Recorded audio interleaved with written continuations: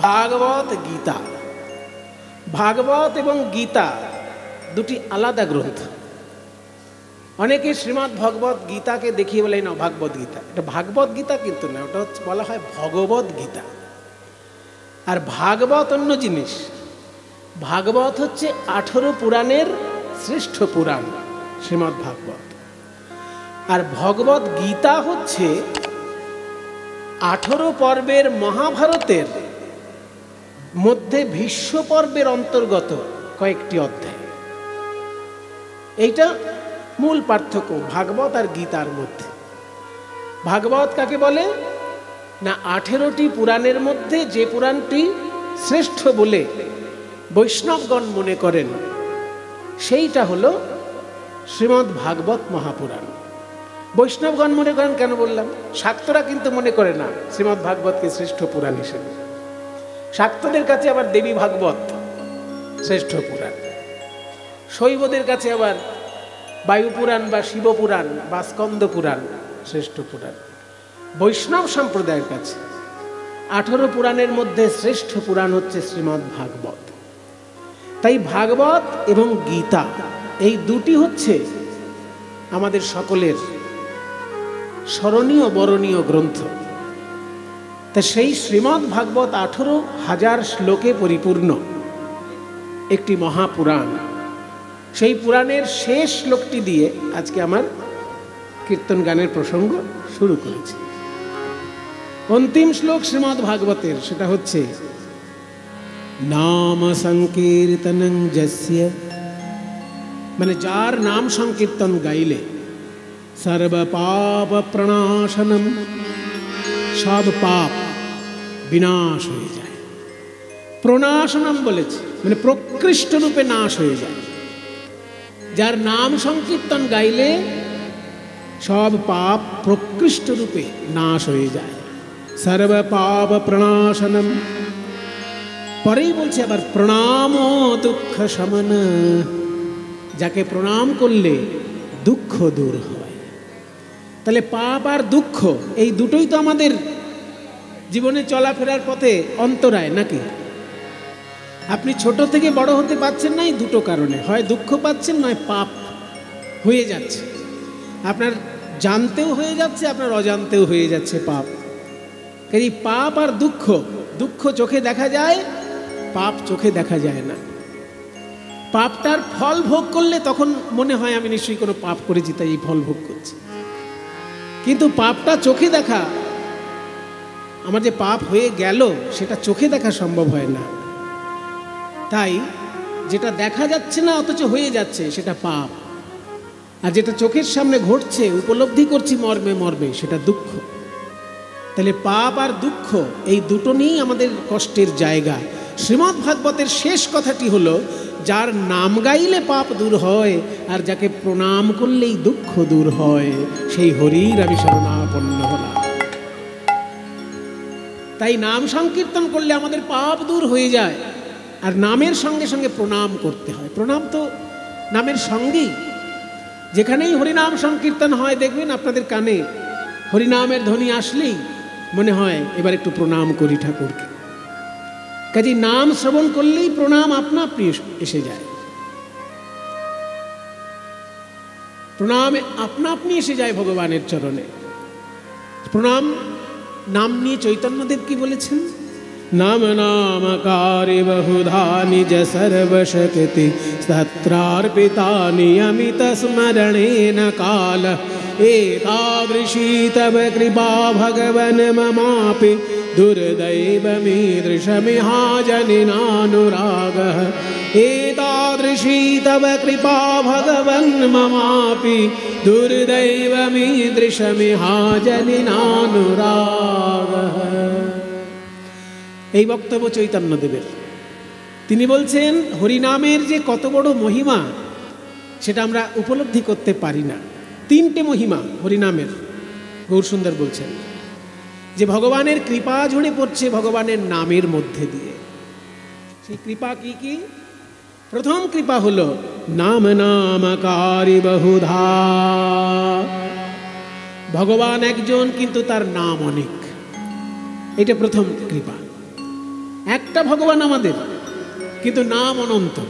দেখুন শ্রীকৃষ্ণের কতগুলো নাম, কৃষ্ণ, গোপাল, গোবিন্দ, রাধা মাধব, যশোদানন্দন, নন্দনন্দন, সবই তো কৃষ্ণের নাম। একজন শ্রীকৃষ্ণ, কিন্তু তার 100টা নাম, 78 নাম ঘরে ঘরে পাঠ করেন সবাই। আবার মহাভারত খুলে দেখবেন সেখানে বিষ্ণুর সহস্র নাম রয়েছে, গোপাল সহস্রনাম পাঠ্য। তাহলে একজন যদি ভগবান, তার 1000খানেক নাম কেন হলো রে বাবা? কিন্তু মনেই থাকে না এত নাম। বলছে ভগবান একজন, হ্যাঁ ভগবান একজন, কিন্তু তার নাম অনন্ত। কারণ কি না, বিভিন্ন লোকের রুচি বিভিন্ন রকমের, সেই রুচি অনুসারে যাতে তারা ভগবানের নাম গ্রহণ করে আনন্দ পায়, সেই জন্য এক ভগবান, কিন্তু তার নাম অনেক।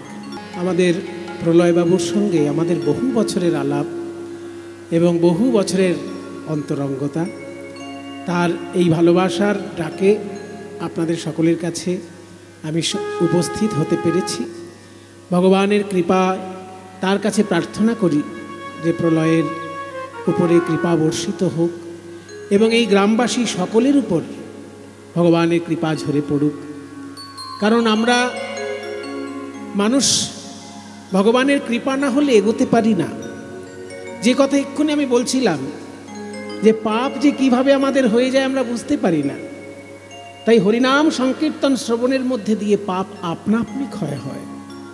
আর ভগবানকে প্রণাম করলে পরে দুঃখ কমে যায়। দুঃখ প্রণাম ও দুঃখ সমন তং নমামি হরিং পরম।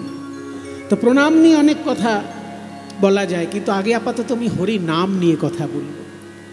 নাম নিয়ে ভগবান শ্রীকৃষ্ণ চৈতন্য মহাপ্রভু স্বয়ং বলছেন যে ভগবানের নাম যে আমরা মুখে উচ্চারণ করতে পারছি, জানো এটা কত বড় আমাদের ভাগ্য। তার উদাহরণ দেখুন, যখন গীতা, এই যে শ্রীমদ্ ভগবত গীতা আমাকে এক্ষুনি দান করলেন, এই যে শ্রীমদ্ ভগবত গীতা, কি সুন্দর বিস্তারিত ব্যাখ্যা সহ, খুব মোটা, গোরক্ষপুরের গীতা প্রেসের গীতা, খুবই মূল্যবান। সারা ভারতবর্ষে, সারা পৃথিবীতে অল্প পয়সায় শাস্ত্র প্রচার এনাদের সংস্থার মতন আর কেউ করতে পারে না। এনাদের সংস্থার মতন এত অল্প পয়সায় শাস্ত্র প্রচার, বাংলার বুকে অল্প পয়সায় শাস্ত্র প্রচার যদি কেউ করে থাকে, সেটা হচ্ছে বসুমতী সাহিত্য মন্দির। এবং সেটা ভেঙে পড়ে যাচ্ছিল বলে পশ্চিমবঙ্গ সরকার সেটাকে আবার উজ্জ্বল করে তুলে তাদেরকে সহযোগিতা করে তাদেরকে আবার নিজের কাজে যাতে তারা ফিরে আসতে পারে, সমাজ সেবার কাজে, সেটা পশ্চিমবঙ্গ সরকার কিন্তু তাদেরকে সহযোগিতা করেছে। এই বসুমতী সাহিত্য মন্দিরের যিনি প্রতিষ্ঠাতা, তিনি শ্রী রামকৃষ্ণদেবের ভক্ত ছিলেন। তার এতই দারিদ্র ছিল যে তিনি ওই প্রেসটা চালাতে পারছিলেন না। তো যখন রামকৃষ্ণদেব 1 জানুয়ারির দিন কল্পতরু হলেন, তখন সবাইকে বললেন যে তোদের কার কি চাই আমার কাছে চেয়ে নে, আজকে আমি কল্পতরু, যে যা চাইবি তাই পাবি। সেদিনকে বলেছিলেন ঠাকুর, যে যা চাইবি তাই পাবি। ওই একটা দিন হঠাৎ করে ঠাকুর কল্পতরু হয়েছিলেন 1 জানুয়ারির দিন। এখনও হাজার হাজার ভক্ত কাশীপুর উদ্যান বাটিতে 1 জানুয়ারির দিন বিশেষ করে প্রণাম জানাতে আসে ওই কল্পতরু উৎসবটাকে মনে করে, যে ঠাকুর আজকের দিনে কল্পতরু হয়েছিলেন, আমাদেরকেও তিনি, আমাদের মনোবাসনাও তিনি পূর্ণ করবেন, এই ভেবে হাজার হাজার মানুষ আসে। তো সেই কল্পতরু যেদিন হয়েছিলেন ঠাকুর, তখন বসুমতী সাহিত্য মন্দিরের যিনি মালিক, তিনি বলেছিলেন যে ঠাকুর আমার খুব আর্থিক কষ্ট, আমি অর্থ একটু পেলে পরে আমার এই সাহিত্য প্রচারটা ভালো করে করতে পারতাম। ঠাকুর বলেছিলেন, যা তোর অর্থের অভাব থাকবে না।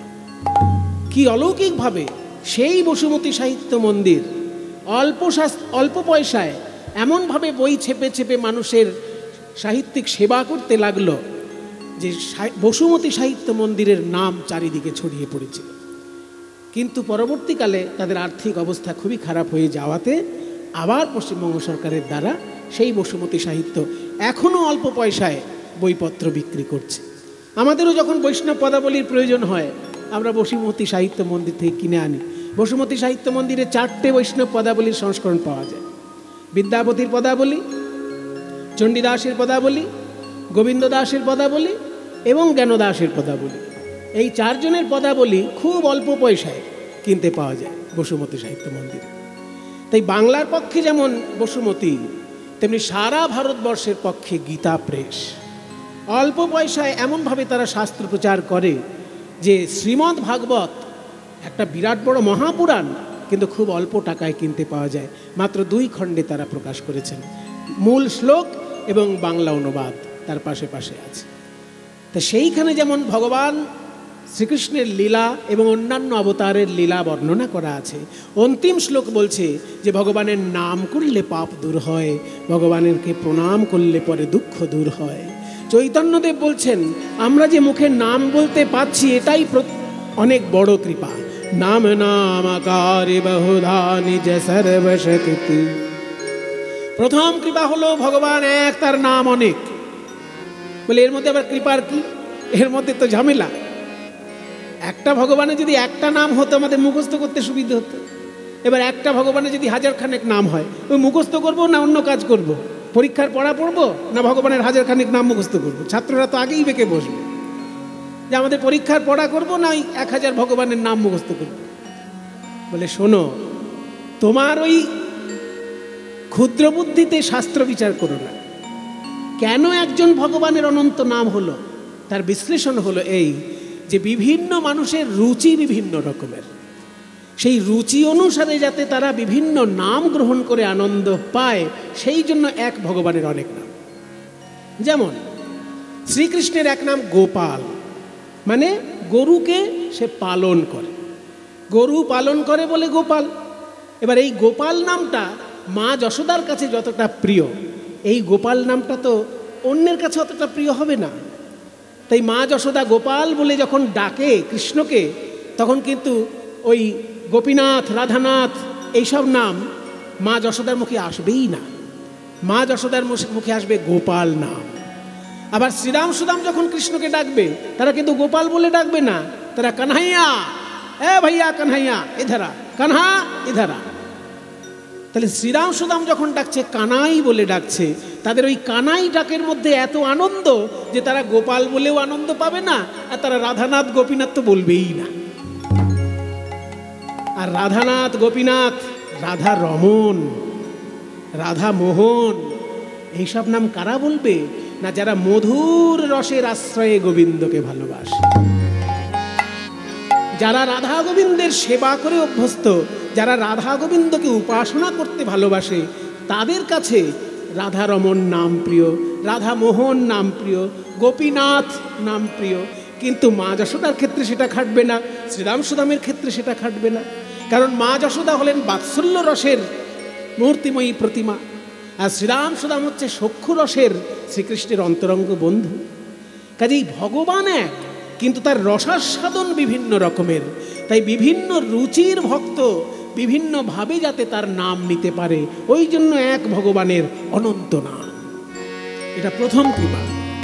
নাম নামকারি বহুধা নিজ সর্বশক্তি তত্রার্পিতা। দ্বিতীয় কৃপা হলো ভগবান তার নিজের সমস্ত শক্তি হরি নামের মধ্যে দিয়ে দিয়েছে। ভগবান যত শক্তিধর, তার নামও তত শক্তিধর। শ্রীকৃষ্ণ গিরি গোবর্ধন পর্বত তুলে ধরেছেন। শ্রীকৃষ্ণের নাম যদি মনে করে, সেও গিরি গোবর্ধন পর্বত তুলে ধরতে পারে। তার প্রমাণ রামলীলায়। রামচন্দ্র যখন সেতু বন্ধ করছেন, শ্রীলঙ্কায় যাবেন বলে যখন পাথর দিয়ে সেতু তৈরি করছেন, তখন কি করলো? এক একটা পাথরে রাম নাম লিখে দিল বলে সেই পাথর ভাসতে লাগলো। তাহলে রাম নামের এমন ক্ষমতা হলো যে পাথর ভাসিয়ে দিতে পারলো জলের উপরে। তার মানে কি, শ্রীকৃষ্ণ গিরি গোবর্ধন ধারণ যেমন করতে পারেন, কৃষ্ণের নামও ইচ্ছা করলে গিরি গোবর্ধন ধারণ করতে পারে। তাই সর্বশক্তি ভগবান তার নামের মধ্যে দিয়ে দিয়েছেন। এটা দ্বিতীয় কৃপা। আর তৃতীয় কৃপা কি বলছে? নিয়মিত স্মরণে ন কালহ। এই কৃষ্ণ নাম এত মূল্যবান একটি মন্ত্র, কিন্তু সেটা জপ করার জন্য বা সেটা উচ্চারণ করার জন্য নির্দিষ্ট সময় বেঁধে দিলেন না। এটাও একটা বড় কৃপা। যদি ভগবান বলে দিতেন যে আমার নাম যদি ভোর 4টের সময় না করা হয়, তাহলে কোনো পুণ্যই কেউ পাবে না।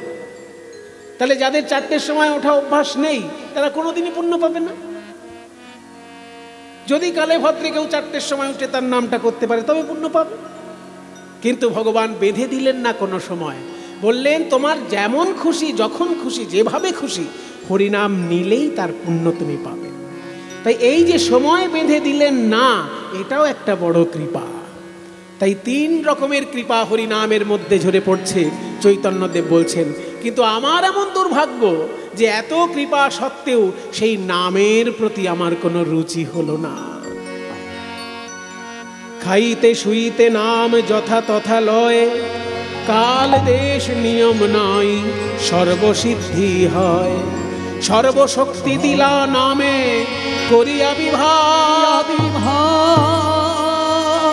কিন্তু আমার দুর্দৈব, দুর্দৈব মানে দুর্ভাগ্য, আমার দুর্দৈব নামে নাহি অনুরাগ। তাই ভগবান বললেন হরিনামের দ্বারা প্রেম লাভ হয়। তৃণাদপি সুনিচেন তরুরীব সহিষ্ণুনা অমানিনা মানা দেনা কীর্তনীয় সদা। বলছে যে প্রকারে নাম লইলে প্রেমের উদয় হয়, তার লক্ষণ শ্লোক শুনো স্বরূপ রামরায়। কৃষ্ণ নাম করলে কৃষ্ণ প্রেম পাওয়া যায়, কিন্তু কোন উপায়ে করতে হবে কৃষ্ণ নাম? তৃণের থেকে নিচু হয়ে, গাছের মতো সহ্য ক্ষমতা অর্জন করে এবং নিজের মান সম্মানের কথা চিন্তা না করে অপরকে সম্মান করে যদি কেউ হরিনাম গ্রহণ করে, সে দিব্য প্রেম পাবেই পাবে। এটা চৈতন্যদেবের বাণী। কিন্তু এই বাণী যিনি অক্ষরে অক্ষরে জীবনে প্রমাণ করেছিলেন, আজকে আমরা তার জীবন কথা শুনব। আজকে এমন একজনের জীবন কথা আমরা শুনব যিনি জীবন দিয়ে প্রমাণ করেছিলেন যে হরি নামে, হরি নামে, হরি নামে, হরি নামে হরি নেমে আসে। এটা যিনি জীবনের মাধ্যমে প্রমাণ করেছিলেন, তার কথা আজকে আমরা শুনব। দেখি পদকর্তা কি বলছেন। পদকর্তা বলছেন, কলি ঘোর তিমিরে গরাস হলো জগজনে। কলিরূপী ঘোর অন্ধকার যখন জগৎবাসীকে গ্রাস করল, ধর্ম কর্ম রহু দূর, ধর্ম এবং কর্ম দূরে চলে গেল। কলির অন্ধকারে মানুষ পথভ্রষ্ট, ভালো মন্দ ভুলে গেছে, ন্যায় অন্যায় ভুলে গেছে, হিতাহিত জ্ঞান শূন্য কলিজীব।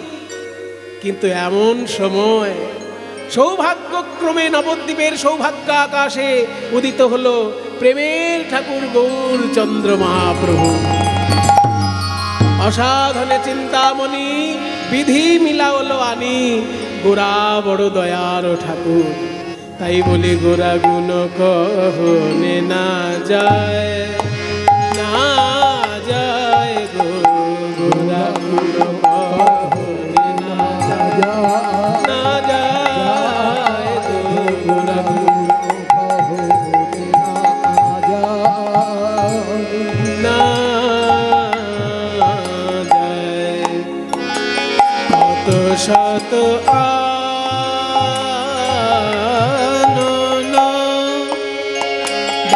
কত চতুরানন,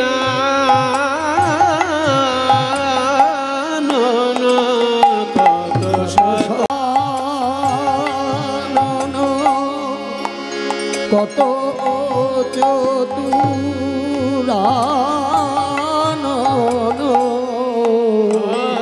কত শত আনন, কত চতুরানন,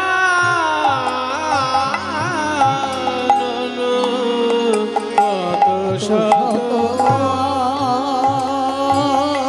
আনন, কত চতুরানন, বরণিয়া বরণিয়া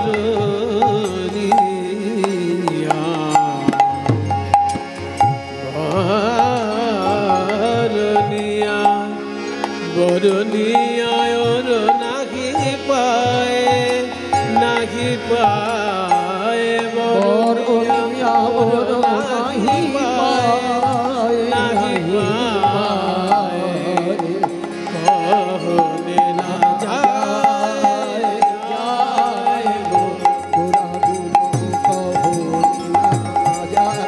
আমার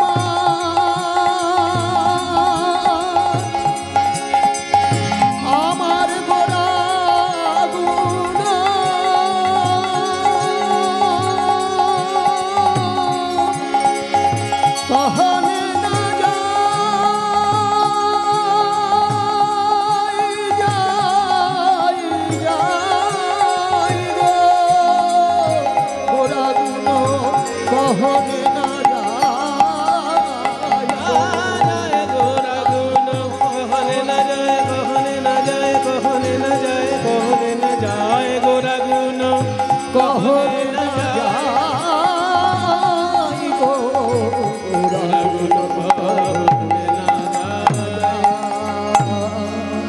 Nida pamaga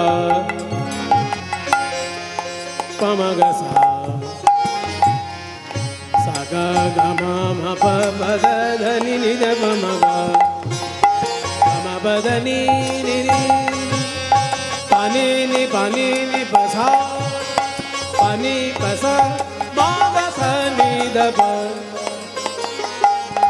ma ga sa ni da pa Nida pada pama pama gama gasa gora guno gora guno naja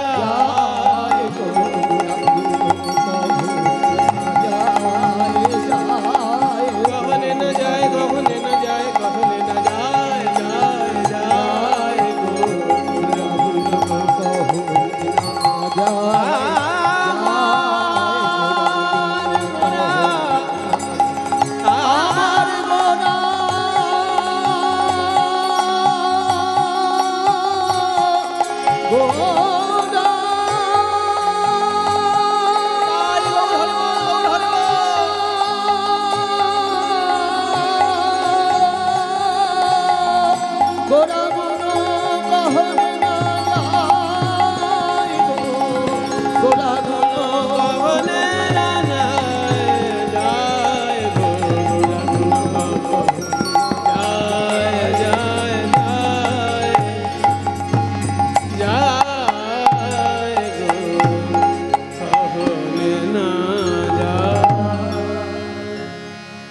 গৌরাঙ্গের গুণের কথা বলে শেষ করা যায় না গোরা গুণ কহনে না যা আমি আপনি তো সাধারণ মানুষ কিন্তু দেবতাদের মধ্যে একজন শ্রেষ্ঠ দেবতা হলেন ব্রহ্মা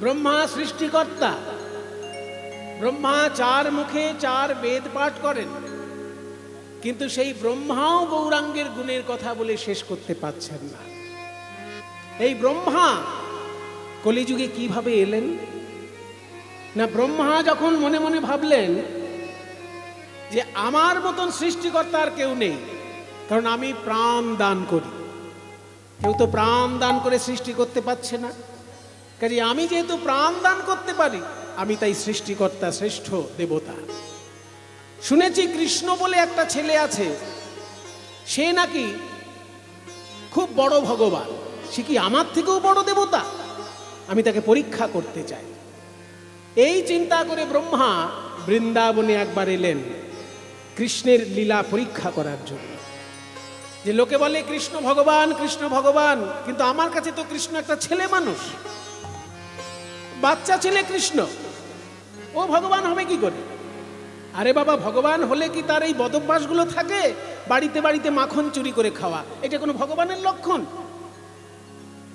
তো বাড়িতে বাড়িতে মাখন চুরি করে খাওয়া যার অভ্যাস ওই রাখালদের সঙ্গে গরু বাছুর নিয়ে খেলা করা যার অভ্যাস হ্যাঁ সে ভগবান আমি পরীক্ষা করে দেখতে চাই কত বড় ভগবান ওই কৃষ্ণ এই ভেবে একদিন ব্রহ্মা বৃন্দাবনে নেমে এলো কৃষ্ণের লীলা দর্শন করতে এবার শ্রীকৃষ্ণ যখন লীলা করেন তখন তিনি ভুলে যান তিনি ভগবান তাই সখাদের সঙ্গে কিভাবে লীলা করছে একটা অপূর্ব পদ আছে কি করে বন্ধুদের সঙ্গে খেলা করছে শ্রীকৃষ্ণ খুব সুন্দর একটি পদ এই পদটি আমি গাইছি গানের শেষে বলবো কেন গাইলাম এই পদটা কি সুন্দর খেলা করছেন শ্রীকৃষ্ণ পদের কথাটা হচ্ছে খেলাতা রাম সুন্দর শ্যাম মধুর মুরতি মোহন ঠাম কাঁচনি পাঁচনি বেত্র বেন মুরলি খুরলি গানারি খেলাতা রাম এখানে রাম মানে বলরাম সুন্দর শ্যাম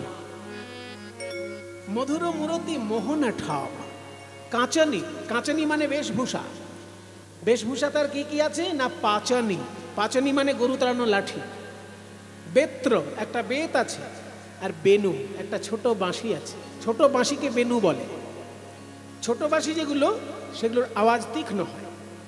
যারা বাঁশি বাজায় তারা জানে, দেখবেন ছোট ছোট বাঁশি যেগুলো 1 ফুটের মধ্যে সরু বাঁশি ছোট্ট, তার আওয়াজটা খুব তীক্ষ্ণ হয়।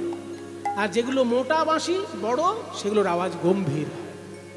তা শ্রীকৃষ্ণের যেটা ছোট্ট বাঁশি তার নাম বেনু, আর যেটা মোটা এবং বড় বাঁশি তার নাম মুরলী।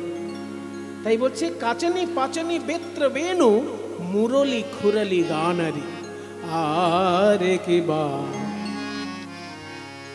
লোফাতালে কি বা খেল তোরা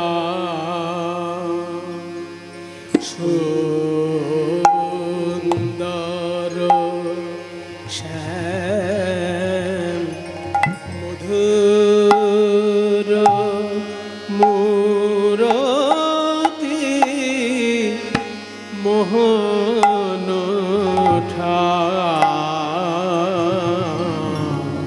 খেলা তো দেখো দেখো কি আনন্দ খেলা তোরা, দেখো কি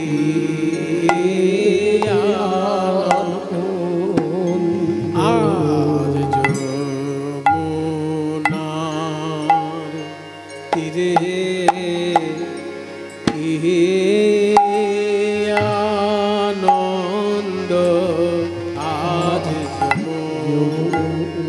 যমুনার তীরে কি আনন্দ,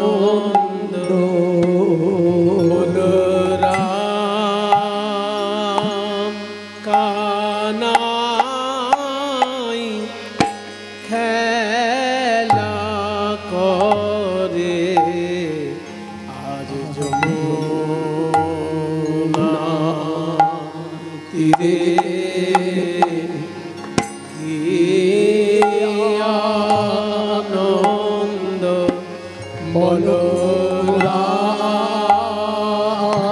বলরাম কানাই খেলা করে, খেলা করে ওই সমবয় বালক সনে বলরাম কানাই খেলা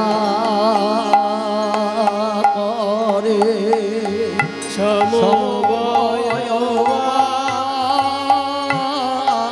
লোক সনে, বলরাম ধি না ধি ধি ধি না ধি ধি ধি না ধি ধি না ধি ধি না ধি ধি না সমবয় সনে বলরাম কানাই খেলা করে সমবয় বালক বলরাম কানাই খেলা করে ওই সমবয় বালক চৌগো সনে ধা ধেনে ধেনে নাগে ধেনে ধেনে নাগে ধেনে ধেনে ধা ধেনে ধা ধেনে ধা ধেনে ধেনে নাগে ধেনে ধেনে নাগে ধেনে ধেনে ধা সমবয় বালক সনে কানাই খেলা করে ওই সমবয় বালক সোয়ার যাই রে শোভা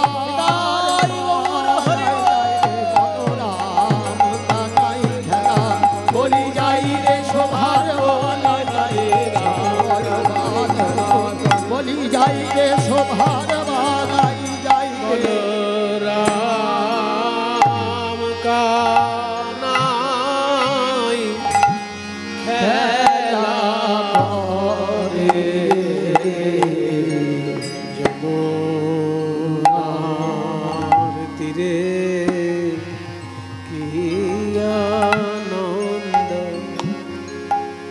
সখাদের সঙ্গে প্রাণ গোবিন্দ খেলা করছেন। সখা কারা? শ্রীকৃষ্ণের বন্ধু কারা? এ খোকা, তোদের বন্ধুদের নাম মনে আছে তো? বন্ধুদের নাম মনে আছে? জিজ্ঞেস কর, না ভুলে গেছে? সবার নাম মনে আছে বলছি। বন্ধুদের নাম মনে তো থাকবেই, সারা জীবনের একটা সম্পর্ক। তা শ্রীকৃষ্ণের বন্ধু কারা, তাদের নামগুলো আমাদের স্মরণ করতে হবে। কারণ আমরা যখন ধ্যান করব, কৃষ্ণকে চিনি, তার পাশে বন্ধু দাঁড়িয়ে আছে তাকে চিনি না, সেটা হাস্যকর ব্যাপার হবে না? ওই জন্য কৃষ্ণকে যখন ধ্যান করবেন তার বন্ধুদেরকেও তো জানা দরকার। বন্ধুদের নামগুলো বলছি: শ্রীদাম, সুদাম, দাম, বসুদাম, সুবল, মহাবল, সুবাহু, মহাবাহু, স্তককৃষ্ণ, অর্জুন, লবঙ্গ, মধুমঙ্গল। কটা নাম বললাম? এই রে বাবা, তুমি তো শুনতে বলেছো, শুনেছি। কেউ কেউ গুনেছেন বোধহয়, যারা গুনেছেন তারা বলুন কটা। এই রে, ওদিকে ওরা 8টা বলছে, ঠিক গোনেনি। 12 জন বন্ধু, এইদিকে ঠিক গুনেছে। 12 জন বন্ধুর নাম। এই 12 জন ছাড়া আরো কৃষ্ণের বন্ধু আছে। কৃষ্ণ তো একটা মিষ্টি ছেলে না, ওর সঙ্গে যার একবার সম্পর্ক হয়ে যায় তারই বন্ধুত্ব তৈরি হয়ে যায়। তা শ্রীকৃষ্ণের অন্যান্য বন্ধুদের নাম কি? হলায়ুধ, বরুথপ, গন্ধর্ব, কিঙ্কিনী, অংশুমান, ভদ্রসেন, বসন্ত, বিলাসী, উজ্জ্বল, কোকিল, কলবিঙ্ক, পুণ্ডরিক। কটা হলো? এইবার সবাই গুনেছে। 12টা বন্ধু, তাহলে 12 জন বন্ধু, তাদেরকে বলে দ্বাদশ গোপাল। আর বাকি যে 12 জন বন্ধু তাদেরকে বলে দ্বাদশ উপগোপাল। দেখবেন সব বন্ধু প্রিয় হয় না। খেলার সময় সবাই একসঙ্গে খেলে, কিন্তু যখন মজার গল্প করা হয় সবাইকে যেন একসঙ্গে নিতে ইচ্ছে করে না। তাই কৃষ্ণের সঙ্গে সবসময় যারা থাকে তারা 12 দ্বাদশ গোপাল। আর যারা সবসময় থাকে না কিন্তু অনেক সময়, বেশিরভাগ সময় থাকে, তারা দ্বাদশ উপগোপাল। এই 24 জনকে নিয়ে শ্রীকৃষ্ণ খেলা করছেন। কিন্তু 24 জনের নাম যদি গানের মধ্যে বলা হয়, গানের তো আর মাধুর্য থাকে না। ওই জন্য গানের মধ্যে 2টো নাম বলা হয়েছে: প্রিয় শ্রীদাম, সুদাম মেলি। প্রিয় শ্রীদাম, প্রিয় শ্রীদাম, প্রিয় শ্রীদাম, সুদাম মেলি। প্রিয় শ্রীদাম, প্রিয় শ্রীদাম, প্রিয় শ্রীদাম, সুদাম। ও প্রিয় শ্রীদাম, প্রিয় শ্রীদাম, প্রিয় শ্রীদাম, সুদাম মেলি। তপন তনয়া তীরে গেলি। প্রিয় শ্রীরাম, সুদাম মেলি। তপন তনয়া তীরে গেলি। তপন তনয়া তীরে মানে কি? তপন মানে সূর্য, তনয়া মানে মেয়ে। সূর্যের ছেলের নাম যমরাজ, সূর্যের ছেলের নাম যম, আর সূর্যের মেয়ের নাম যমুনা। তাই যমুনার তীরে না বলে বলছে তপন তনয়া তীরে। কেন বাবা এত ঘুরিয়ে ফিরিয়ে বলার দরকার? যমুনার তীরে বললে তো আমরা বুঝে যেতাম। ওই তপন তনয়া তীরে বললে বুঝবে সাধারণ মানুষ যমুনার তীরে বলছে। বলে শোনো, যমুনার তীরে বললে পরে কোনো অলংকার হলো না, কিন্তু তপন তনয়া তীরে এইটা বলাতে 3টে শব্দ যার শুরুতে ত, এটাকে বলে অনুপ্রাস অলংকার। এটা একটা সাহিত্যিক সৌন্দর্য তৈরি হয়েছে শব্দ প্রয়োগ। তপন তনয়া তীরে বললে অনুপ্রাস অলংকার হলো, কিন্তু যমুনার তীরে বললে অনুপ্রাস অলংকার হলো না। তপন তনয়া তীরে কেলি। প্রিয় শ্রীরাম, সুদাম মেলি। তপন তনয়া তীরে গেলি। বলি শ্যামলি আওরি আওরি। ধবলি শ্যামলি আওরি আওরি। পুকারি চলতে কানরি। পুকারি চলত কানরি।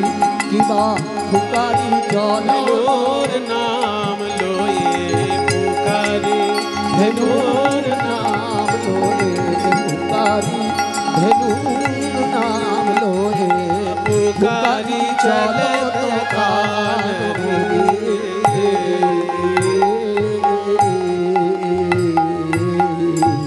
শ্রীরাম সুদাম সকলের নাম ধরে গরু বাছুরদের নামও মুখস্থ, সবার নাম ধরে ধরে ডাকছে, কাছে আয় কাছে আয়। এই যে গোবিন্দ খেলা করছেন দেখতে কেমন কেমন দেখতে, বয়সে কিশোর নবীন ভাতি, বয়সে কিশোর নবীন ভাতি, বয়সে কিশোর নবীন ভাতি, জৈসে ইন্দু জলদ কাতি, বয়সে কিশোর নবীন ভাতি, জৈসে ইন্দু জলদ নাতি। কৃষ্ণের বদন, চাঁদ বদন দেখে মনে হচ্ছে যেন চাঁদ, আর অঙ্গ দেখে মনে হচ্ছে যেন কালো মেঘ।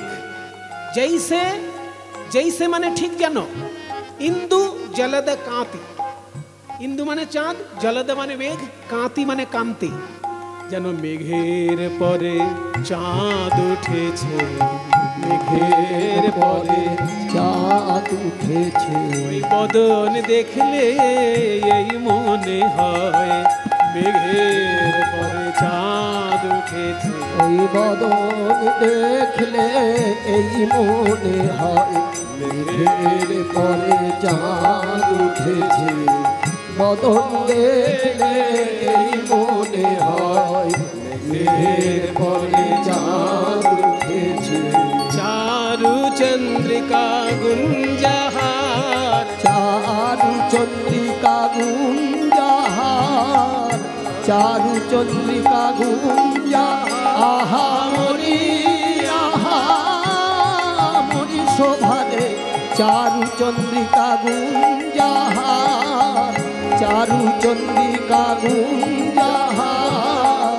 বদনে মদন ভানুরি, বা বদনে মদন ভানুরি, আহা বদনে মদন ভানুরি, বা বদনে মদন বেটে মাখানো, বদনে মদন বেটে মাখানো, বদনে মদন বেটে মাখানো, বদনে মদন ভালো রে।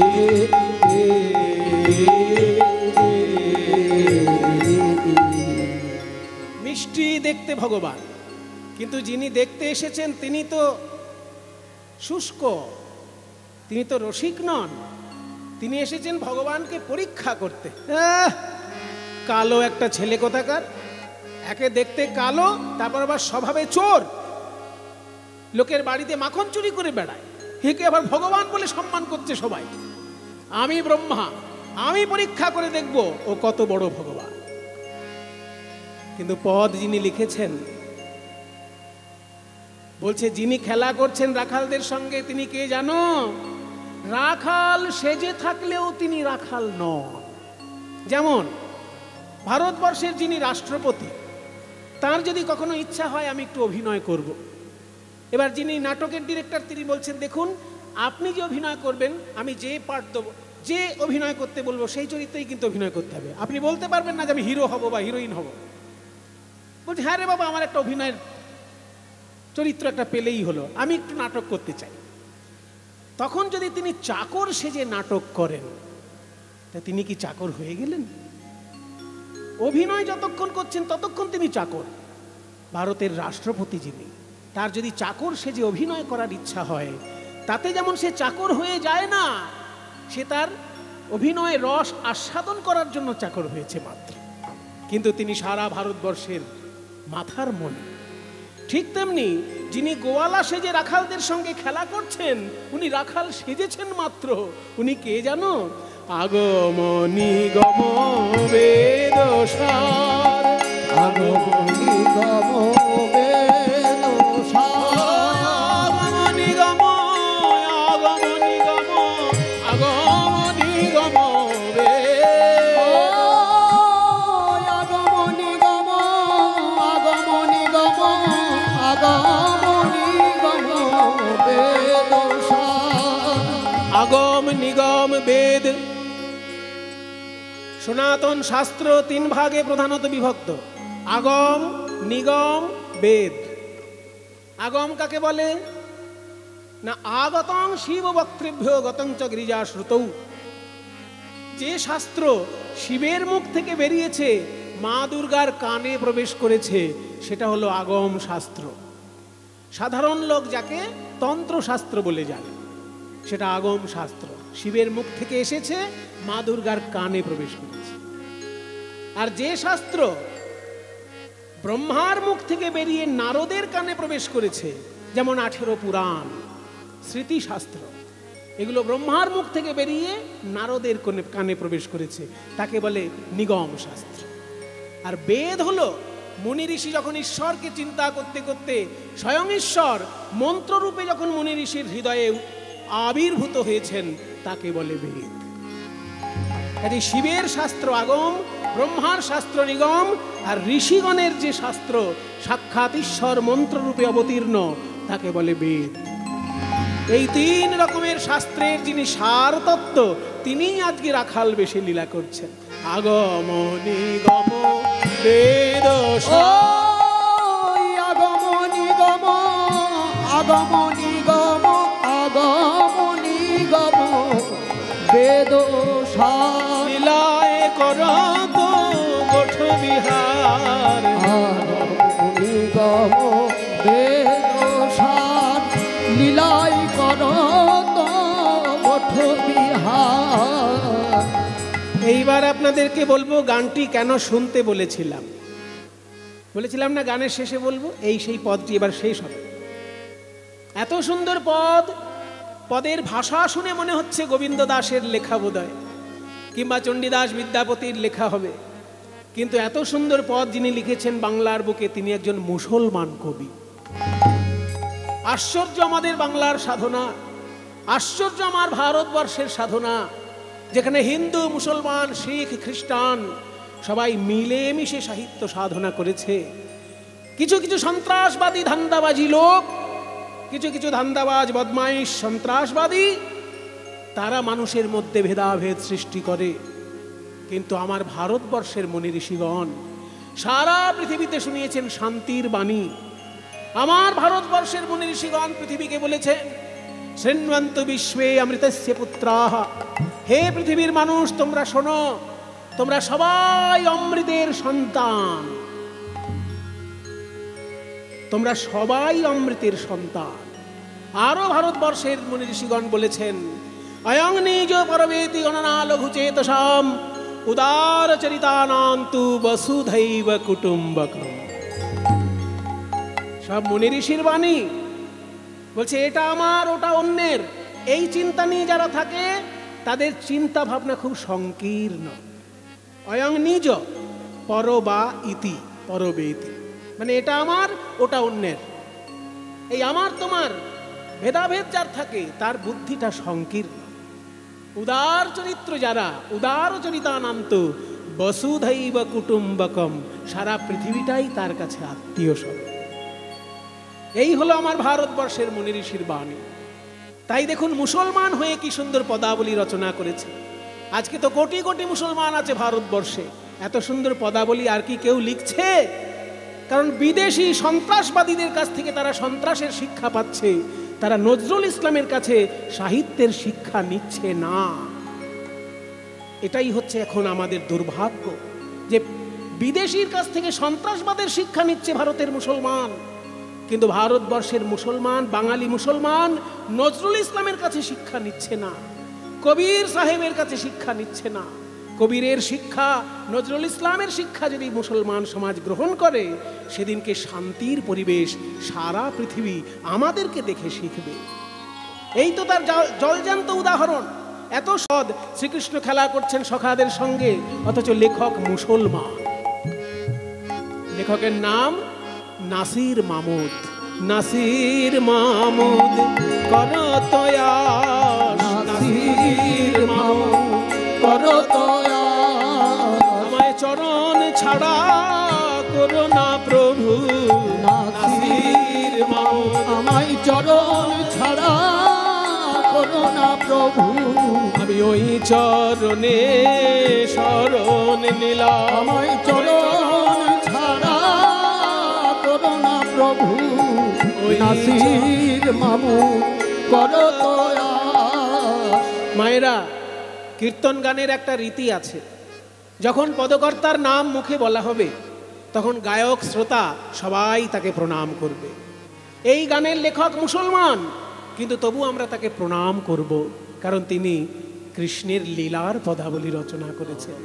তিনি শ্রীরাম সুদামের সঙ্গে কৃষ্ণের খেলার বর্ণনা করেছেন। তাই নাসির মামুদের নাম শুনলেও কিন্তু আমরা সবাই প্রণাম করব। নাসির মামুদ করো দয়া, নাসির মামুদ করো দয়া, চরণে শরণ দান কিবা চরণে শরণ দানরি আহা চরণে আমি শরণ নিলাম, চরণে আমি শরণ নিলাম, চরণে আমি শরণ দিলাম চরণে শরণ দান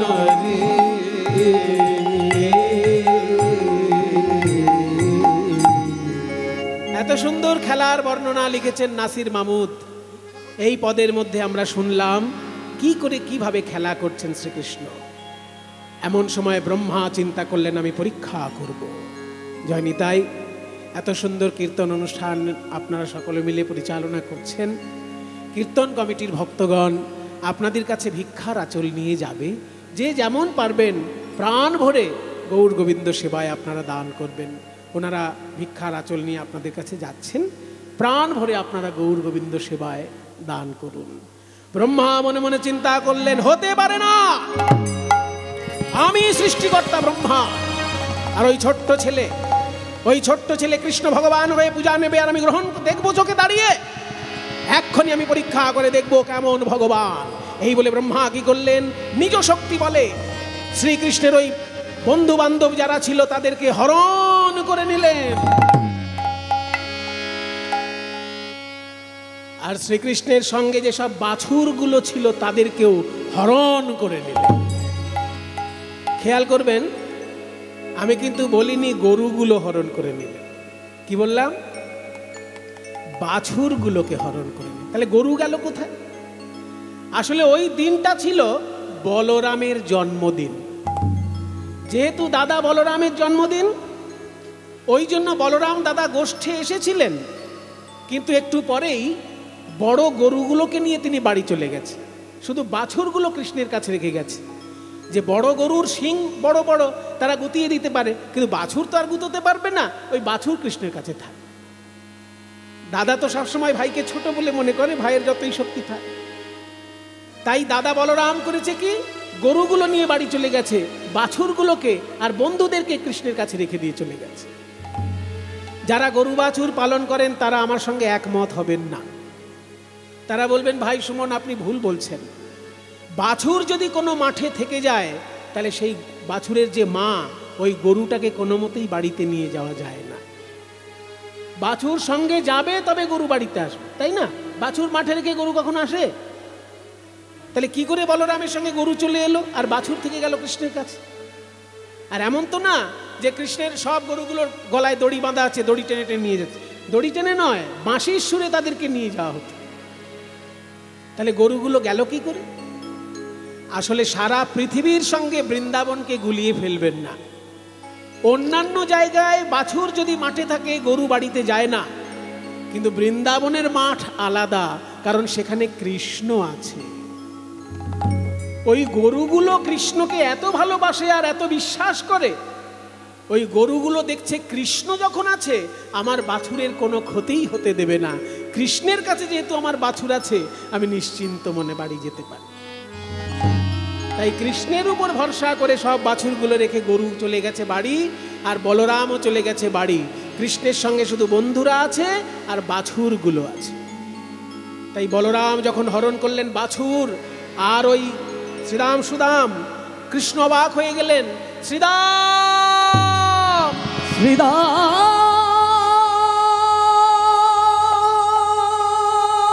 রে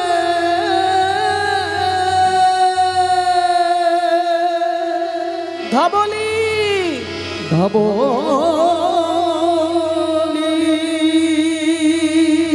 শ্যামলি শ্যামলি রে। ভগবান যখন লীলা করেন তিনি ভুলে যান ভগবান। আজকেও রাখাল ভাবছেন নিজেকে, কিন্তু কিছুক্ষণের মধ্যে লীলা শক্তি তাকে মনে করিয়ে দিল, আমি তো সামান্য কোনো বালক নই। আমি কে? ওই যে দেখুন আসরে লেখা রয়েছে, কি লেখা আছে? ঈশ্বর পরম কৃষ্ণ সচ্চিদানন্দ বিগ্রহ অনাদিরাদি গোবিন্দ সর্বকারণ কারণম। এইটা থাকবে আপনাদের সামনে, বেশ কিছুক্ষণ থাকবে, আজকেও থাকবে, কালকেও থাকবে। কাজে এই শ্লোকটা মুখস্থ করে নিন। এটা আপনাদের সকলের কাছে আমার অনুরোধ যে এই শ্লোকটি আপনারা মুখস্থ করে নেবেন। কেন জানেন? কারণ আছে। এই শ্লোকটি যে শাস্ত্রে লেখা আছে সেই শাস্ত্রটি স্বয়ং ব্রহ্মার শাস্ত্র, এবং শাস্ত্রটির নাম হচ্ছে ব্রহ্ম সংহিতা। এই ব্রহ্ম সংহিতা আমাদের বাংলায় পাওয়া যেত না। বাংলায় অনেক সংহিতা আছে, কিন্তু ব্রহ্ম সংহিতা নেই। তাই ব্রহ্ম সংহিতা দক্ষিণ ভারতে যখন পাঠ হচ্ছিল, চৈতন্য মহাপ্রভু দক্ষিণ ভারত ভ্রমণ করতে করতে এই ব্রহ্ম সংহিতা শ্রবণ করেন, এবং এই ব্রহ্ম সংহিতা শ্রবণ করে তার এত ভালো লেগে যায়, কৃষ্ণ তত্ত্বে পরিপূর্ণ ব্রহ্ম সংহিতা। তাই তিনি যে ভক্ত সঙ্গে ছিল তাকে বলল, আমাদের বাংলায় এই গ্রন্থ নেই, তুমি এই গ্রন্থ পুরোটা লিখে নাও, লিখে নিয়ে আমার সঙ্গে বাংলায় নিয়ে যাবে। তাই দক্ষিণ ভারতে যখন মহাপ্রভু গিয়েছিলেন, এই ব্রহ্ম সংহিতা আর বিল্বমঙ্গলের শ্রীকৃষ্ণ কর্ণামৃতম এই দুটি গ্রন্থ লিখিয়ে নিয়ে চলে এসেছিলেন। কারণ তখনকার দিনে তো বই হিসেবে পাওয়া যেত না, পুঁথি হিসেবে পাওয়া যেত। একটা পুঁথি থেকে আর একটা পুঁথি পুরোটা লিখে নিতে হতো হাতে। আমাদের বিজ্ঞানের যুগে বাস করছি, আমরা প্রিন্টেড বই পড়ছি, তারপরে পিডিএফ পড়ছি, কিন্তু চৈতন্য মহাপ্রভুর যুগে বই দেখে বই লিখে নিতে হতো হাতে। তাই দক্ষিণ ভারতে যখন মহাপ্রভু গেছিলেন এই বইটা লিখিয়ে এনেছিলেন। তবে বইটির অনেকগুলি অধ্যায়, সেগুলো পাওয়া যায় না, শুধু পঞ্চম অধ্যায়টি পাওয়া যায়। আর সেই পঞ্চম অধ্যায়ের প্রথম শ্লোক এইটা, ব্রহ্ম সংহিতার পঞ্চম অধ্যায়ের এইটি প্রথম শ্লোক। ঈশ্বর পরম কৃষ্ণ, পরম ঈশ্বর যদি কেউ হন তিনি হচ্ছেন কৃষ্ণ। তিনি কেমন? না সচ্চিদানন্দ বিগ্রহ। সৎ, চিৎ এবং আনন্দ তিনটে মিলে তার স্বরূপ। সৎ মানে সত্তা, এখানে সৎ মানে ওই সৎ লোক সেটা বলা হচ্ছে না। এখানে সৎ মানে যা অস্তিত্বশীল তাকে বলে সৎ। দর্শনের ভাষায় সৎ বস্তু আর অসৎ বস্তু। সৎ বস্তু কোনটা? যা চিরকাল থাকবে। যেমন আমার এই দেহটা চিরকাল থাকবে না, কিন্তু দেহের ভিতর যে আত্মা আছে সে চিরকাল থাকবে। তাই দেহটা হলো অসৎ বস্তু, কিন্তু দেহের ভিতর যে আত্মা সে হচ্ছে সৎ বস্তু। যা চিরস্থায়ী সেটা হলো সৎ, আর যা ক্ষণস্থায়ী তাকে বলে অসৎ। তাহলে সচ্চিদানন্দের সৎ মানে চিরস্থায়ী, চিৎ মানে চৈতন্যময়। জড় পদার্থ আর চৈতন্য পদার্থ দুটোর মধ্যে পার্থক্য আছে। জড় পদার্থের কোনো অনুভব শক্তি নেই, কিন্তু চৈতন্য পদার্থের অনুভব শক্তি থাকে। জড় পদার্থের কোনো বুদ্ধি থাকে না, কিন্তু চৈতন্য পদার্থের বুদ্ধি থাকে। তাই চৈতন্য পদার্থের আর জড় পদার্থের মধ্যে বিরাট পার্থক্য। উনি হলেন চৈতন্য তত্ত্ব, উনি হলেন চিরস্থায়ী তত্ত্ব, এবং উনি হলেন আনন্দ তত্ত্ব। আস্তে, সৎ, চিৎ এবং আনন্দ। সৎ মানে সত্তা, চিৎ মানে চৈতন্য, এবং আনন্দ মানে কি? আনন্দ মানে নির্মল সুখ, ভেজাল সুখ নয়। আমরা যে সুখ পাই সেটা নির্মল নয়, কারণ আমাদের কোনো কোনো সুখ দুঃখ বয়ে নিয়ে আসে। কিছু মনে করবেন না বাবা, কোনো কোনো কথা কারো গায়ে লেগে যেতে পারে, বাড়িতে গিয়ে গালাগালি দেবেন, এখানে কিছু বলবেন না। দেখবেন কিছু কিছু লোক মদ খেয়ে খুব আনন্দ পায়, কিন্তু সে যদি বেশি করে মদ খেতে থাকে সে কি সুখে থাকতে পারবে ভবিষ্যতে? তার শরীরটা এমন ঝাঁঝরা হয়ে যাবে ডাক্তারের কাছে যাবে তখন ভবিষ্যতে বলবে আপনার উপর আর কোনো ওষুধ কাজ করবে না, ও যেটা খাচ্ছেন ওইটি খেয়ে মরুন, বলবে কি না? তাহলে যে জিনিস খেয়ে আমি তাৎক্ষণিক সুখ পেলাম, চিরস্থায়ী সুখ পেলাম না, সেটা আমার কাছে সুখ নয়, সেটা আমার কাছে অসুখ। তাই যে আনন্দ চিরস্থায়ী আনন্দ নয়, সেটা নির্ভেজাল আনন্দ নয়, সেটা ভেজাল আনন্দ। আর ভগবানের চরণে যে আনন্দ থাকে সেটা হচ্ছে নির্মল সুখ। কারণ ভগবানের যে সুখ কেউ পায়, সে সুখ কখনো দুঃখ বয়ে আনে না। বেশি মিষ্টি খেলে সুগার হয়ে যেতে পারে, কিন্তু বেশি কীর্তন শুনলে কারো সুগার হয়? কীর্তন তো মিষ্টি, কীর্তন তো খুবই মিষ্টি গান, কই আমার খেয়ে তো সুগার হচ্ছে না, অথচ এমনি মিষ্টি খেয়ে সুগার হয়ে যাচ্ছে। কাজী কীর্তন হলো ভগবানের সম্পদ, ওই জন্য এটা বিশুদ্ধ আনন্দ। যে আনন্দ কখনো দুঃখ বয়ে আনে না, সেই আনন্দটাই ভগবানের আনন্দ। ওই যে সচ্চিৎ আনন্দ, ওই আনন্দ। তাই ঈশ্বর পরম কৃষ্ণ সচ্চিদানন্দ বিগ্রহ। উনি কি দিয়ে তৈরি? উনি সত্তা, চৈতন্য এবং নির্মল আনন্দ, ভেজাল আনন্দ নয়, নির্মল আনন্দের উনি বিগ্রহ। আর পরের লাইনে কি বলছে? অনাদিরাদি গোবিন্দ। অনাদি, আদি মানে মূল, তাহলে অনাদি মানে যার মূল নাই। উনি সব কিছুর মূল, কিন্তু ওনার মূল নেই। সেই জন্য বলছে উনি অনাদি, কিন্তু উনি সমস্ত কিছুর আদি। তাই আগে বলছে অনাদি, তারপর বলছে আদি। উনি নিজে সমস্ত কিছুর আদি, কিন্তু ওনার আদি অন্য কিছু নয়। তাই অনাদি এবং আদি। অনাদি বিসর্গ আছে, পরে আদি, এই বিসর্গের সঙ্গে আটা যুক্ত হয়ে মাঝখানে র হয়ে গেছে। অনাদি যুক্ত আদি, সেটা নিয়ে অনাদির আদি হয়ে গেছে। গোবিন্দের গয়কারের উপরে একটা রেপ হওয়া দরকার ছিল, কিন্তু বাই মিস্টেক, হয় অজ্ঞানত কিংবা যন্ত্রপাতির গণ্ডগোলের জন্য রেপটা হয়তো সেখানে পড়ে না, হয় অজ্ঞানের জন্য হতে পারে, কিংবা যন্ত্রপাতি ঠিক ছিল ওটা। গয়কারের উপর একটা রেপ হবে, কেন না ওই অনাদি এবং আদির যে বিসর্গ, সেই বিসর্গটা গয়ের উপরে রেপ হয়ে চলে যাবে। যেমন অনাদির বিসর্গটা আদির সঙ্গে র হয়ে গেছে, তেমনি আদির সঙ্গে যে বিসর্গটা আছে ওটা গয়ের উপরে রেপ হয়ে যাবে। তাই উচ্চারণ করতে হবে অনাদির আদির গোবিন্দ। অনাদির আদির গোবিন্দ সর্বকারণ কারণম। সমস্ত কারণের তিনি কারণ। যখনই কোনো কিছুর কারণ খুঁজতে যাবে, কারণের গোড়া খুঁজতে খুঁজতে খুঁজতে খুঁজতে ঠিক তার চরণে গিয়ে পৌঁছে যাবে। সমস্ত কার্য আমরা দেখতে পাই, কার্য মানে ফলাফল, কারণ আর ফলাফল। তা আমরা সমস্ত কিছুর ফলাফল দেখতে পাই, কারণ দেখতে পাই না। ওই কারণ খুঁজতে খুঁজতে যখনই যাবে, ওনার চরণে গিয়ে পৌঁছে যাবে। তাই সর্বকারণের তিনি কারণ, তাই সর্বকারণ কারণ। এত সুন্দর একটি শ্লোক শ্রীকৃষ্ণের তত্ত্ব সম্পর্কে, যে স্বয়ং চৈতন্য মহাপ্রভু এই গ্রন্থ দক্ষিণ ভারত থেকে লিখিয়ে এনে বাঙালিদের জন্য তিনি এনেছিলেন। কত আমাদেরকে তিনি উপকার করেছেন, নাহলে আমরা জানতেই পারতাম না এত সুন্দর একটা শ্লোক দক্ষিণ ভারতের পণ্ডিতগণ পাঠ করতেন। মহাপ্রভুর জন্য আমরা এই শ্লোক পেয়েছি। তাই যারা যারা এখানে দেখছেন আসলে শ্লোকটি লেখা আছে, মুখস্থ করে নেন, কারণ কৃষ্ণ তত্ত্বের সার সংক্ষেপ শ্লোক এটি। ঈশ্বর পরম কৃষ্ণ সচ্চিদানন্দ বিগ্রহ অনাদিরাদি গোবিন্দ সর্বকারণ কারণম। ব্রহ্মা বলছে যে আমি হলাম সৃষ্টিকর্তা, আর লোকেরা একে বলে এই কথা, ঈশ্বর পরম কৃষ্ণ, এক্ষুনি মজা দেখাচ্ছি, এই বলে সব বাছুরকে হরণ করলো আর সব রাখালদেরকে হরণ করলো। কৃষ্ণ চিন্তা করলেন আমার রাখাল কোথায় গেল, বাছুর কোথায় গেল। হঠাৎ যোগ মায়া মনে করিয়ে দিলেন আপনি রাখাল নন,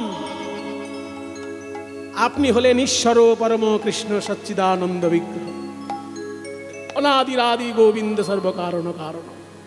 সঙ্গে সঙ্গে শ্রীকৃষ্ণ ভাবলেন, ও তাহলে ব্রহ্মার এত বড় সাহস, আমার লীলায় সন্দেহ। ঠিক আছে ব্রহ্মা, এখনই আমি তোমায় কোনো শিক্ষা দেব না, কিন্তু আমি তোমাকে দেখিয়ে দেব আমি কি করতে পারি। এই বলে শ্রীকৃষ্ণ কি করলেন, নিজ অঙ্গ থেকে সৃষ্টি করলেন শ্রীদাম সুদাম, নিজ অঙ্গ থেকে সৃষ্টি করলেন বাছুরের দল। নিজেই হয়ে গেলেন শ্রীদাম সুদাম, দাম্ব সুদাম, আর নিজেই হয়ে গেলেন বাছুর। নিজেই রাখাল, নিজেই বাছুর, নেচে নেচে বাড়িতে চলেছে। মজার ব্যাপার। ওদিকে কি কাণ্ড ঘটলো জানেন? শ্রীদাম সুদামের মায়েরা কৃষ্ণকে এত ভালোবাসে যে নিজের ছেলেকে আগে কোলে না নিয়ে কৃষ্ণকে আগে কোলে নেয়? কেন না? কৃষ্ণকে খুব ভালোবাসে তো, আর কৃষ্ণকে তো সারা রাত্রি যশোদা আদর করতে পারবে, আমরা তো আর সারা রাত্রি কৃষ্ণকে আদর করতে পারবো না। ওই জন্য আগে আমরা একটু আদর করে নিই, তারপর যশোদা নিই। তাই বাড়িতে যখন কৃষ্ণ আগে আসে, শ্রীরাম সুদামের মায়েরা নিজের ছেলেকে পরে কোলে নেয়, আগে কৃষ্ণকে কোলে নেয়।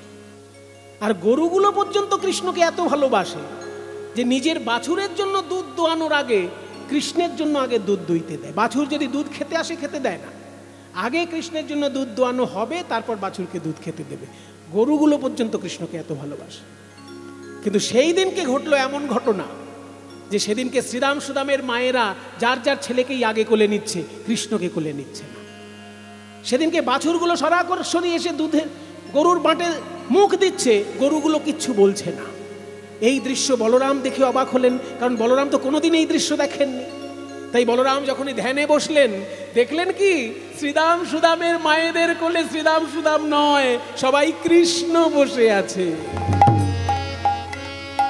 যে বাছুরগুলো গরুগুলোর বাঁটে মুখ দিয়ে দুধ খাচ্ছে, তারা কেউ বাছুর নয়, সবাই কৃষ্ণ।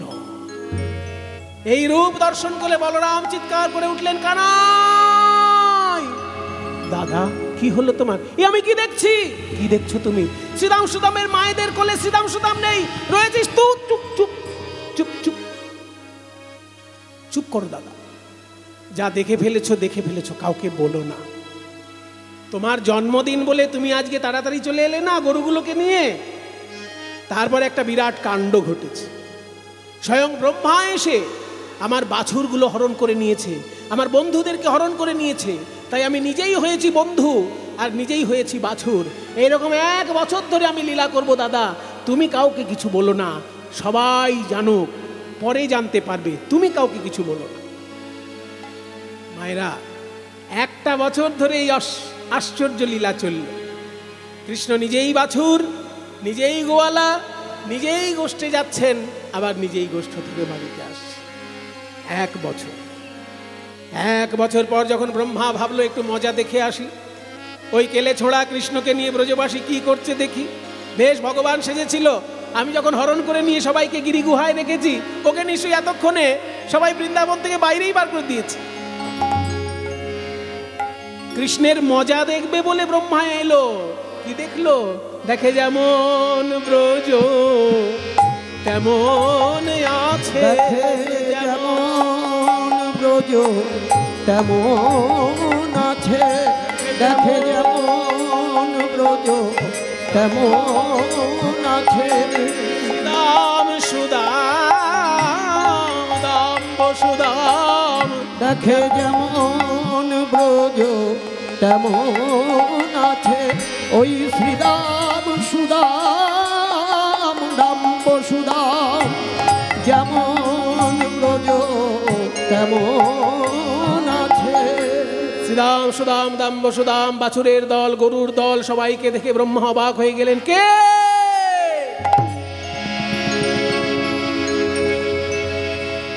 কে ওদেরকে প্রাণ দান করলো? আমি ব্রহ্মা, আমি সৃষ্টিকর্তা, আমি ছাড়া বিশ্ব ব্রহ্মাণ্ডে কেউ তো প্রাণ দান করতে পারে না। তবে এই বাছুরকে সৃষ্টি করলো কে? এই রাখালদেরকে সৃষ্টি করলো কে? তবে কি ওই ছোট্ট ছেলে কৃষ্ণ, ও কি শেষে আমারও সৃষ্টিকর্তা, সেই গোলক অধিপতি গোবিন্দ?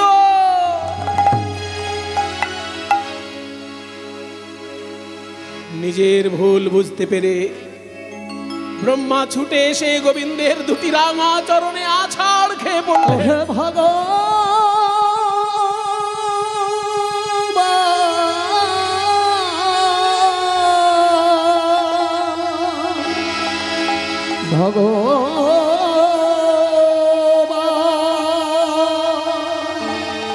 ওহে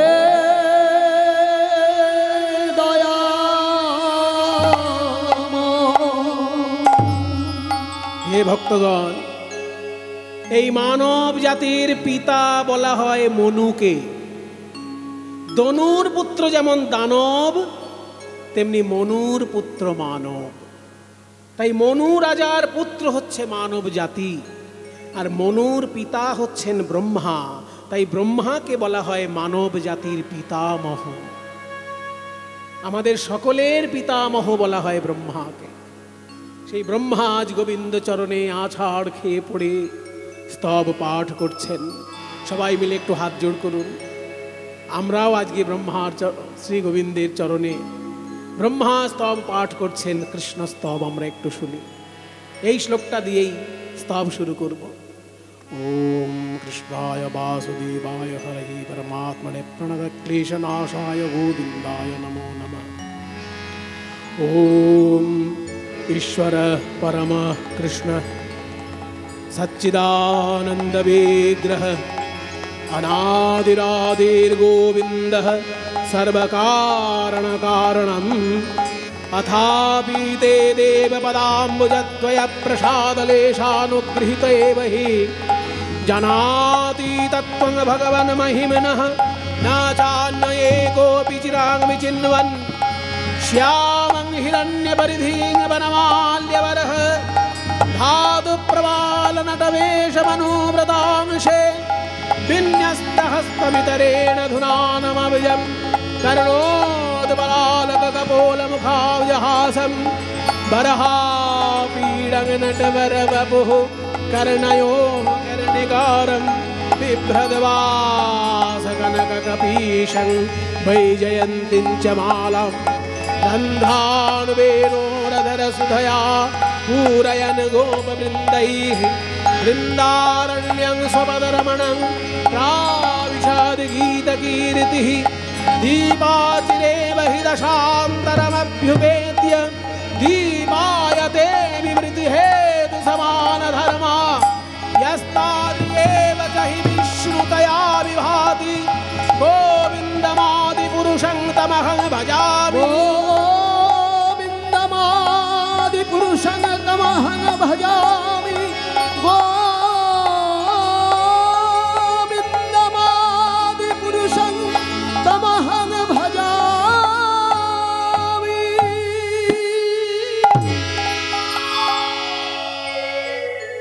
স্তব্ধ হও ব্রহ্মা। কি ভাবো তুমি নিজেকে? এই পৃথিবীর সৃষ্টিকর্তা বলে তুমি নিজেকে খুব বড় কিছু মনে করো? আমি তো তোমাকে দায়িত্ব দিয়েছিলাম পৃথিবীর সৃষ্টি করার জন্য। শোনো ব্রহ্মা, তোমার মতো শত শত ব্রহ্মাকে আমি জন্মাতে দেখলাম, মরতে দেখলাম। বিদ্যাপতি বলেছেন না, কত চতুরানন মরি মরি যাওত না তু আদি অবসানা তো হে জনমি পুনঃ তো হে সমাवत সাগর লহরি সমানা। সাগরের ঢেউ যেমন সাগর থেকে উৎপন্ন হয় আবার সাগরেই বিলীন হয়, তেমনি তোমার মতো অনন্ত ব্রহ্মা আমার ভেতর থেকে সৃষ্টি হয়, আমার ভিতরেই বিলীন হয়ে যায়। তোমার বয়স কত? কেউ বলতে পারেন এখন ব্রহ্মার বয়স কত? আশা করি কেউ পারবে না। আমার জানা আছে ব্রহ্মার বয়স কত এখন। যারা শাস্ত্র পড়বে তারা কিন্তু পারবে, আর শাস্ত্রের সঙ্গে যাদের সম্পর্ক একটু কম তারা কিন্তু পারবে না। শাস্ত্রীয় ভাষায় বলা হয় ব্রহ্মার আয়ু হচ্ছে পরার্ধকাল, মানে ব্রহ্মার পুরো আয়ুটাকে এক পর ধরা হয়। পর পর পর। আর ব্রহ্মার এখন বয়সটা চলছে অর্ধেক বয়স, তার মানে পর অর্ধ, পরার্ধকাল। ব্রহ্মার আয়ু কত? ব্রহ্মার আয়ু হচ্ছে 100 বছর।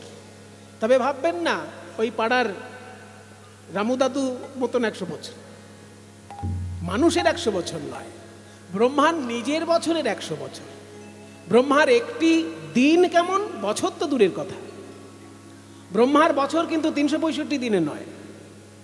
ব্রহ্মার বছরে 12টি মাস, আর প্রত্যেকটি মাসে 30টা করে দিন।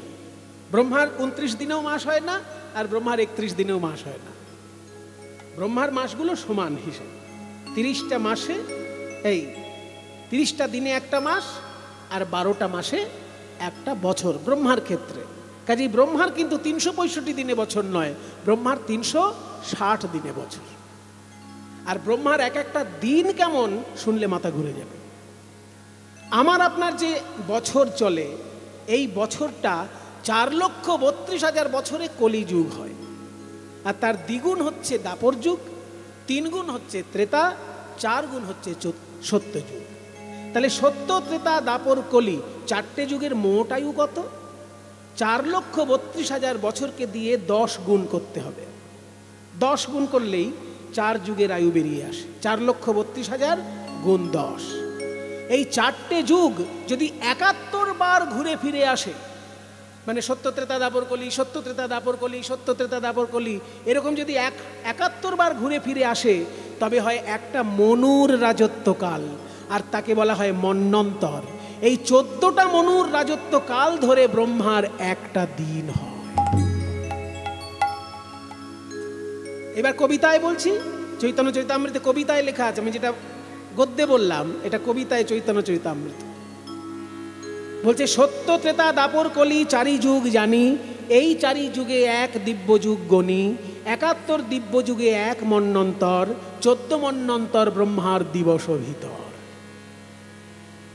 আমি হিসেব করে দেখেছি মোট বছর কতগুলো হচ্ছে ব্রহ্মার একটা দিনের। 429,40,80,000 বছর। এই এতগুলো বছর হচ্ছে ব্রহ্মার একটা দিন। ওই রকম দিনের 360 দিনে ব্রহ্মার একটা বছর, ওই রকম বছরের 100 বছর ব্রহ্মার পরমায়ু। এখন ব্রহ্মার চলছে 50 বছর 1 দিন চলছে। 50 বছর যে কেন বললাম, পরার্ধকাল চলছে। 1 পর মানে ব্রহ্মার 100 বছরের আয়ু, আর পরার্ধকাল এখন চলছে, তার মানে 100-র মধ্যে অর্ধেক অর্থাৎ 50 বছর প্লাস হয়ে 1 দিনে পড়েছে। সেই দিনের মধ্যে 14 বার মন্বন্তর হবে। সেই 14-র মধ্যে 7ম মন্বন্তরের নাম হচ্ছে বৈবস্বত মন্বন্তর। আমরা সেইটার মধ্যে বাস করছি। 14 বার মন্বন্তরের মধ্যে 7 নম্বর যেটা, তার মধ্যে আছি আমরা সবাই এখন। ওই 7ম মন্বন্তরে 28 নম্বর কলিযুগে আমরা আছি। 28 নম্বর কলিযুগে আমরা বাস করছি। এই হচ্ছে হিসেব। তাহলে আমাদের আগের যে যুগটা সেটা ছিল 28 নম্বর দাপর যুগ। 71 বার সত্য, ত্রেতা, দাপর, কলি হবে, তবে তো এই দিনটা শেষ হবে। আর এই দিনটা 71 বার যদি হয় তবে একটা মন্বন্তর হবে। এই মন্বন্তর 14 বার হলে তবে ব্রহ্মার দিন হবে। তো শোনো ব্রহ্মা, তোমার সবে অর্ধেক বয়স পেরিয়েছে, আর তোমার মতন অনন্ত ব্রহ্মা আমি জন্মাতে দেখেছি, মরতে দেখেছি। তোমার এত বড় সাহস, তুমি আমার লীলায় এসে আঘাত করো। ব্রহ্মা কেঁদে বলে, হে গোবিন্দ, বলো কে তোমায় চিনিতে পারে, তুমি না চিনালে পরে। বলো কে তোমায় চিনিতে পারে, তুমি না চিনালে পরে। আমার অন্তরে বাহিরে, অন্তরে বাহিরে বিরাজিছ তুমি। আমার অন্তরে বাহিরে বিরাজিছ তুমি, অন্তরে বাহিরে বিরাজিছ তুমি। আমি দেখেও না দেখি তোমারে, কে তোমায় চিনিতে পারে। ভগবান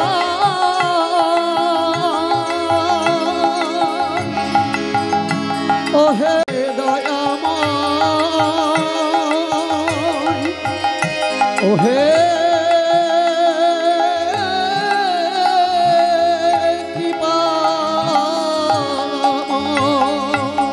শোনো ব্রহ্মা,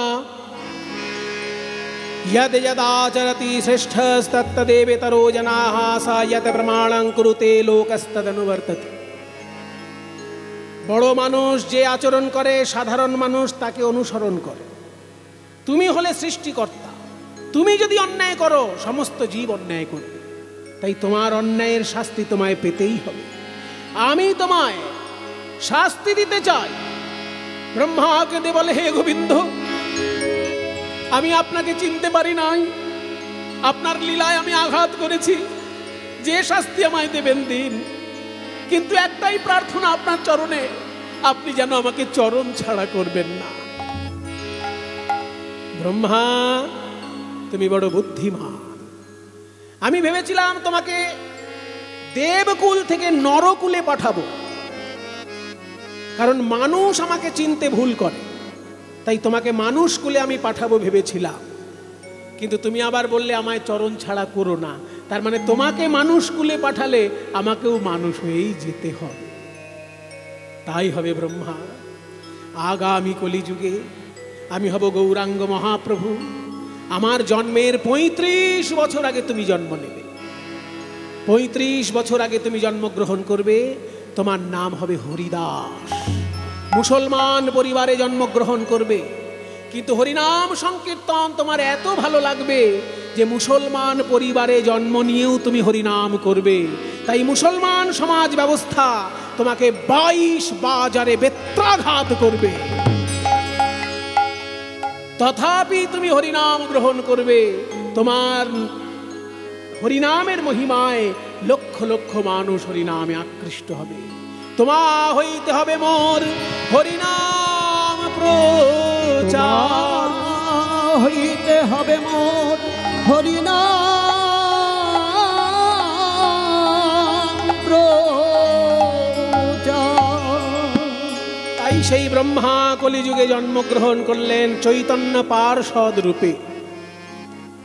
গৌরাঙ্গ মহাপ্রভুর থেকে তিনি বয়সে 35 বছরের বড়, কিন্তু গৌরাঙ্গ মহাপ্রভুকে ভগবান জ্ঞানে ভালোবাসতেন। জন্ম কোথায়? বর্তমানে বাংলাদেশের মধ্যে পড়েছে যশোর জেলা। আগেকার দিনে গোটা বাংলাটা তো একই ছিল। আমাদের দুর্ভাগ্য যে বাংলা ভাগাভাগি হয়েছে। বিদেশিদের চক্রান্ত আর স্থানীয় লোকের দুষ্টুমি, স্থানীয় লোকের ভেদাভেদবাদ আর বিদেশির চক্রান্ত, এই দুটো কারণে আমাদের দেশ টুকরো হয়েছে। তা না হলে চিন্তা করুন, মহাপ্রভুর জন্মস্থান দেখতে আপনাদের বাধা নেই, নিত্যানন্দের জন্মস্থান দেখতে বাধা নেই, কিন্তু যেই অদ্বৈতের জন্মস্থান দেখতে চাইবেন অমনি আপনাকে ভিসা পাসপোর্ট করে যেতে হবে। এটা কত বড় দুর্ভাগ্যজনক একটা ব্যাপার। যে হরিদাস ঠাকুরের কথা আমরা শুনতে বসেছি, তার জন্মস্থান যদি দেখতে চান ভিসা পাসপোর্ট করতে হবে। এর থেকে বড় দুর্ভাগ্য ভারতবাসীর আর আছে যে আমার মহাপুরুষের জন্মভূমি আমি দেখতে যেতে পারবো না, তার জন্য আমার ভিসা লাগবে, পাসপোর্ট লাগবে। এই যে দেশ ভাগাভাগি, এটা স্থানীয় দুষ্ট লোকের একটা কি বলবো বদমাইশি আর বিদেশিদের চক্রান্ত, দুটো মিলে দেশ টুকরো হয়েছে। তাই বাংলাদেশের যে যশোর জেলা, সেটা পরবর্তীকালে আবার যশোর আর খুলনা নামে দুটো ভাগ হয়েছিল। সেই খুলনার মধ্যে সাতক্ষীরা অঞ্চলে এই গ্রামটি, যেখানে হরিদাস ঠাকুর জন্মগ্রহণ করেছিলেন, বুড়ন গ্রামে হরিদাস ঠাকুর জন্মগ্রহণ করেছিলেন। তাই যশোর জেলার মাঝে বুড়ন গ্রামে, যশোর জেলার মাঝে বুড়ন গ্রামে, ওই ব্রহ্মায় 80 জন মিলেন মানব কুলেতে, ওই ব্রহ্মায় 80 জন মিলেন নিজ কুলেতে। পিতার নাম খান আতাউল্লাহ, মায়ের নাম আমিনা বিবি। তবে মতভেদ আছে, কেউ কেউ আবার বলেন ব্রাহ্মণ পরিবারে তার জন্ম ছিল, পরে মুসলমান পরিবারে তিনি বড় হয়েছেন।